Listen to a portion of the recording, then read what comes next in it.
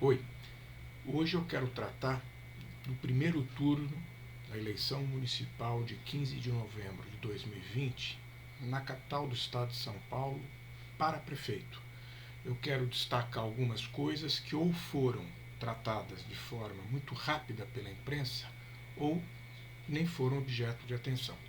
Muito bem, acho que a primeira coisa que mereceu a atenção da imprensa, isso não, obviamente não aconteceu apenas na capital paulista, foi algo que se manifestou com muita contundência no Brasil como um todo, sobretudo nos grandes colégios eleitorais, foi a abstenção. Ok, mas o que eu quero chamar a atenção aqui?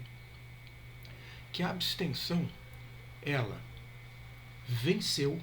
Se ela fosse um candidato, imaginemos por um momento que além dos 13 candidatos na capital paulista, nós tivéssemos também votos brancos, votos nulos e abstenção com mais 3 candidatos. Ora, se nós comparássemos, portanto, 16 candidatos, a abstenção tranquilamente superou, tanto na totalização dos votos, né, para toda a capital, como em praticamente em todos os 58 zonas eleitorais, superou a votação do primeiro candidato, que foi sempre o atual prefeito Bruno Covas Lopes. Então, acho que essa é a primeira coisa que merece da nossa parte uma atenção muito grande, porque normalmente a abstenção está sendo tratada como um resultado, rigorosamente falando, da pandemia. Não há dúvida que ela explica uma boa parte dessa abstenção, sobretudo porque ela afeta os idosos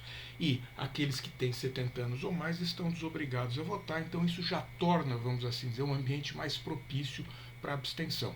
Mas, com certeza, não é apenas esta a explicação. Né? Nós estamos observando historicamente um aumento quase continuado da abstenção em diferentes colégios eleitorais do Brasil que você queira examinar. Então, fica aí essa primeira observação. A segunda é que quando nós olhamos para esses outros candidatos chamados votos brancos e votos nulos, destacando também que sempre, essa quase que é uma determinação da política eleitoral brasileira, sempre os votos em branco são praticamente para o Poder Executivo. Chama a atenção que é para o Poder Executivo.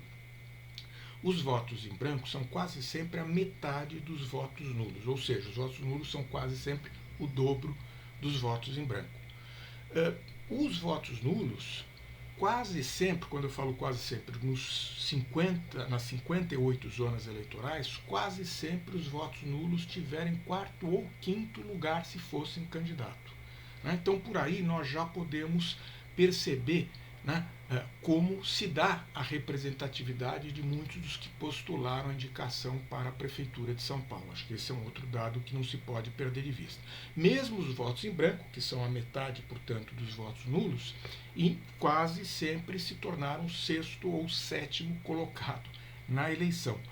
Também é bem expressivo. Se nós viéssemos, então, a somar brancos, nulos e abstenção, isso que muitas vezes se chama na ciência política de marginalidade eleitoral, embora haja aí algumas interpretações diferentes, isso é explosivo tanto na capital de São Paulo como em muitos outros colégios eleitorais, mas aqui o que nos ajuda a entender é o quanto isso supera de longe o próprio primeiro colocado. Bem, em falando aí no primeiro colocado, o atual prefeito Bruno Covas, o que já foi muito tratado, que ele venceu nas 58 zonas eleitorais, mas é interessante observar que ele e o segundo colocado, Guilherme Boulos, que para muitos foi uma surpresa chegar em segundo lugar, ambos conseguem ter uma distribuição de votos nas 58 zonas eleitorais de forma muito equilibrada para suas próprias votações.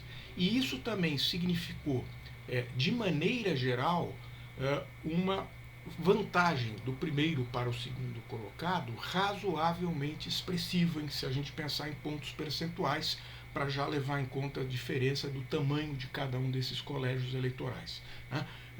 De maneira geral, isto oscilou para o prefeito Bruno Covas em relação a Guilherme Boulos, entre, na pior das hipóteses, em torno de 2 pontos percentuais até mais de 10 pontos percentuais, mas quase sempre teve aí em torno de 5 a 6 pontos. Já do segundo para o terceiro, do terceiro para o quarto, a tendência foi quase sempre haver uma diminuição dessa brecha, da distância, né? Do segundo para o terceiro, do terceiro para o quarto. Raramente isso foi quebrado. E quando foi quebrado, é porque a posição do terceiro, do quarto e do quarto para o quinto se alternou em relação aos postulantes, né? Quem eram eles? Quase sempre Márcio França foi também o terceiro colocado, embora em alguns momentos Gilmar Tato, do PT, mais na Zona Sul, o superou. Mas, de forma geral, Márcio França é quem distribuiu melhor a sua votação nessas 58 zonas eleitorais. Outra coisa que parece importante também da gente se debruçar um pouquinho é tanto a votação do Celso Russomano, que sempre se explora bastante, o candidato que sai na frente e vai derretendo, com uma expressão muito da moda, ao longo da campanha e, como aconteceu agora, ficou em quarto, na quarta colocação.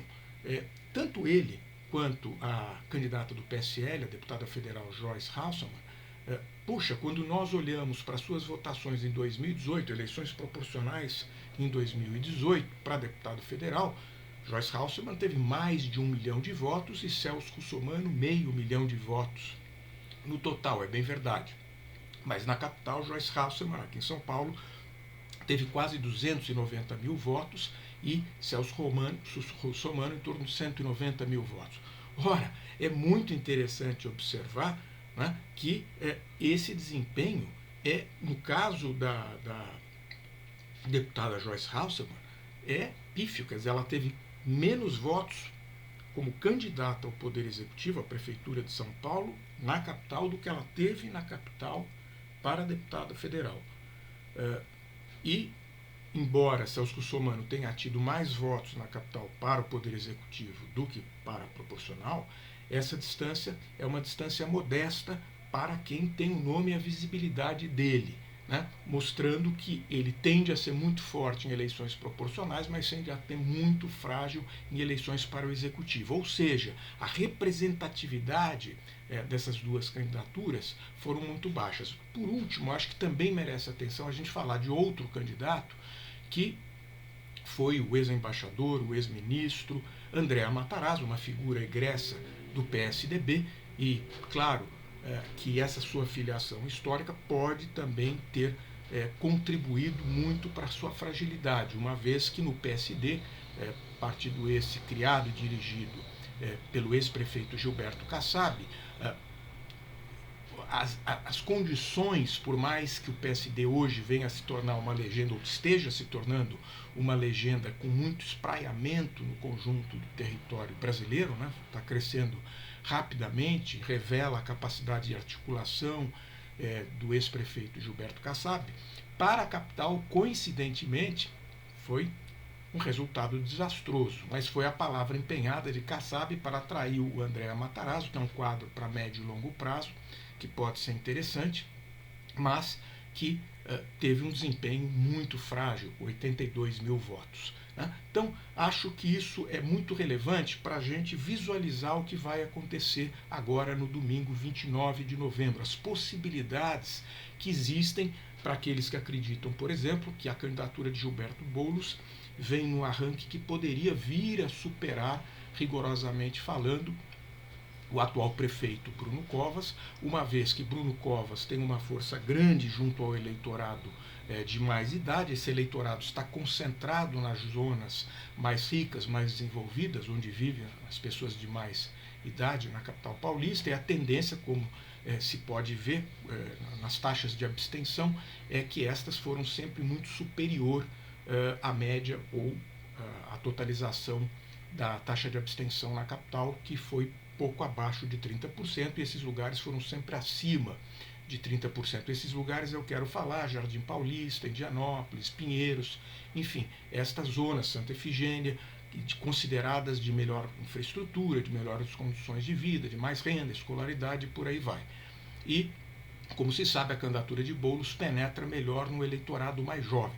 Porém, ressalto para finalizar o meu comentário. Ambas as candidaturas, e de certa maneira a de Márcio França, tiveram uma distribuição muito bem equilibrada em quase todas as zonas eleitorais. E isso se verifica pela contribuição que as zonas eleitorais deram no total da votação de cada um. Ora, essa contribuição sempre girou aí em torno de 1,8, 2, no máximo 3,2%. Né? Vejam vocês, por exemplo, Guilherme Boulos, que mora em Campo Limpo nem foi a região que lhe conferiu uma melhor votação. Né? Ele teve próximo dali, como no Valo Velho, uma votação superior. Tudo isso eu estou dizendo para que a gente não caia numa simplificação de análise que toma essas duas dimensões que são importantes, seja do eleitorado mais velho, que se abstém mais, ou do eleitorado mais jovem, 16 a 24, supostamente mais engajado, para inspirar a ideia de que haverá no próximo domingo, dia 29 de novembro, uma alteração significativa. Isso quer dizer que eu poderia afirmar que Boulos não pode superar Bruno Covas? Não poderia dizer isso, até porque na democracia, esse é o lado interessante, há sempre um pequeno elemento de incerteza, determinadas variáveis que podem estar ainda fora do nosso campo, do nosso radar, do nosso campo de visibilidade, e isso poderia vir a fazer uma diferença. No entanto, esses elementos mais estruturais ou conjunturais mais para estrutural, eles, de certa forma, limitam um pouco essa possibilidade de superação. Mas, enfim, vamos aguardar o que vem pela frente.